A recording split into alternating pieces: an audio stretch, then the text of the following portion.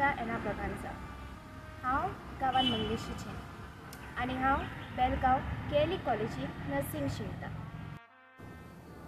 आयज म्हाका चड खोशी भोगता तुमचे मुखार दवरून हें म्हजें पारकोणें।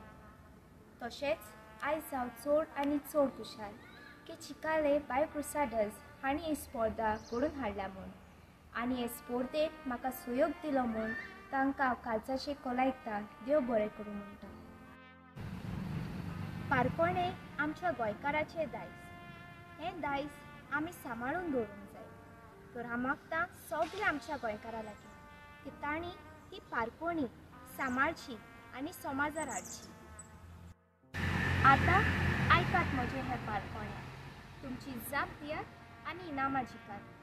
म्हजें पारकोणें अशें: 4 रान्यो 1 राजा, तांचे शिवाय जायना काटा काटा, कितें तें सांग। 4 रान्यो 1 राजा, तांचे शिवाय जायना काटा काटा, कितें तें सांग। देव बरें करूं।